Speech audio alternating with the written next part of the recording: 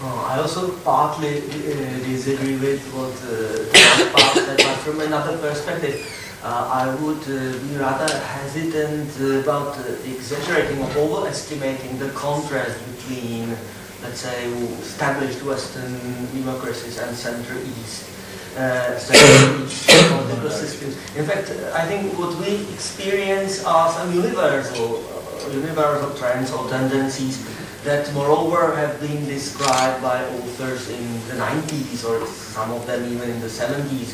Richard Katz, Peter Mayer, Stefano Bartolini, they all wrote about dropping participation, weakening the linkage between the parties and societies, eroding participation, etc., etc. And I think what we can see is that these tendencies are going on, and in a way they are deepening. They are getting new forms as new technologies are adding. Berlusconization of politics, I agree with you, but I don't think it's something particularly Italian, Greek, Eastern European. And you didn't say it to be correct. I don't want to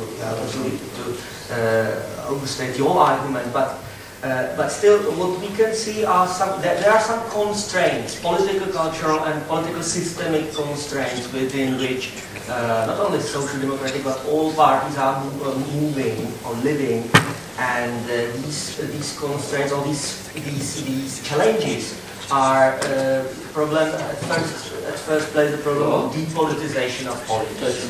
This is something similar to the naturalization of political language that we talked about in the morning. Depoliticization of politics.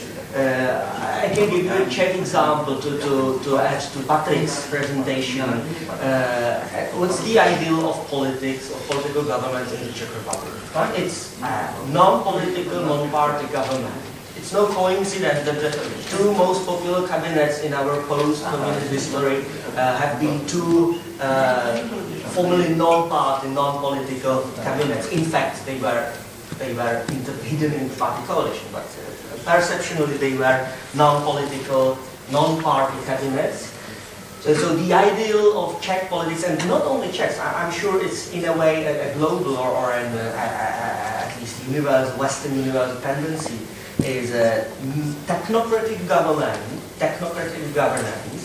And when I was talking about naturalization of politics, it doesn't apply only to problems of racism or politics of exclusion, but also of this, that the belief that a certain body of experts can rationally compute the objective solutions. And this is exactly what holds in the Czech Republic. The only Czech specifics is that we have one more idea of wise king, that is the President of the Republic, judging over this. So this is one problem. Another problem is generally political systems and party systems fragmentation. Again, to add on Patrick, he was talking about regional fragmentation in the Czech Republic. I would add personalist fragmentation. The outcome of 2010 election, maybe you noted, it's significantly low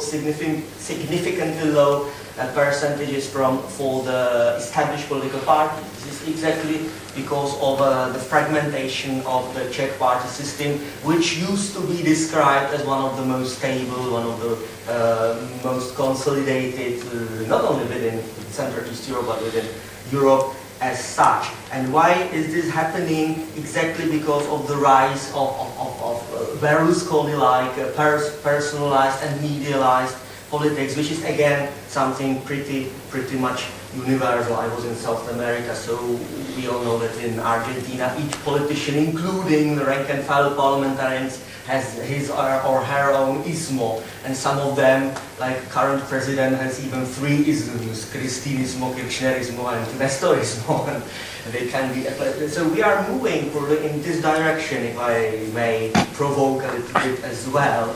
So regionalist and localist fragmentation of party systems and political systems as well. But the best theory to apply for the current Czech political system would be Georges Tsebeli's theory of veto players, where our system is a history of constant proliferation of veto players, and not only political and party veto players, not only that, in each electoral term, almost every party, probably with the exception of Communist Party,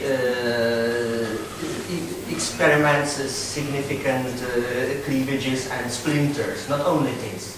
To give you an example, Green Party with 6 deputies after 2006 election, that they gained 4 ministers, and in spite of this, they disintegrated, or maybe because of this, they disintegrated in the parliament, which also led to the fall of the Czech cabinet in 2009. But it's not only political or party veto players, it's also non-party veto players, which again we can connect with the ideals of Czech political conduct, that is technocratic governance.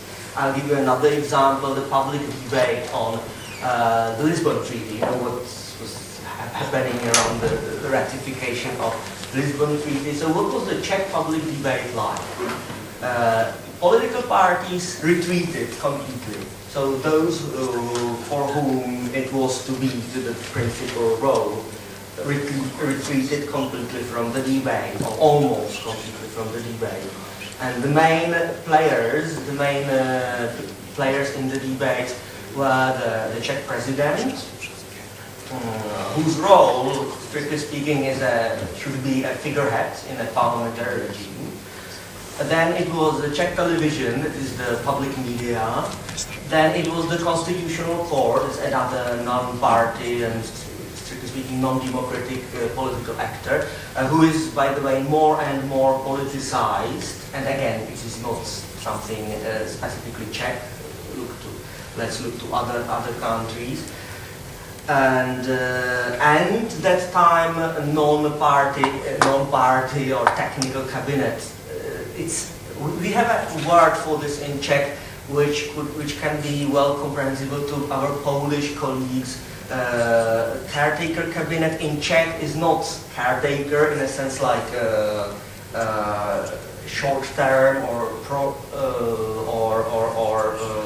caretaker cabinet, but we use a term úřednická vláda, úředníci, something like bureaucratic cabinets, and these cabinets are popular with public, and this cabinet was also quite positively appreciated in public opinion when dealing with the crisis or with the controversy surrounding the Václav Klaus's ratification or non-ratification of Lisbon Treaty. Similarly with the Euro debates, Euro currency debates, especially before the crisis. Now there are not so many debates about adopting Euro, but again, political parties were more or less out of these debates, and central bank was a significant veto player, speaking out their interest and their opinion. So this is obviously a danger for representative democracy, but no one realizes this because there is a strong underlying belief, strongly political cultural belief that letting politics to experts is something good. Political parties are evil. In our Czech political culture, there is not only this anti-party bias, which we inherited from our history, but it also feeds into anti-state and anti-public bias. And again, Patrick Eifert could talk hours about this, because he talks about it with people from ProAl, how these anti-party, anti-state, anti-government, anti-public biases are combining and connecting. So a technocratic ideal of governance with a vice king and non-elected vice king on the top, it's a kind of seemingly Czech illness, which however can spread out quickly across the continent, and it's one of those constraints and limits that political parties are moving in, and it's not an easy task to overcome these barriers, these obstacles of depolitization and technocratic naturalization of language.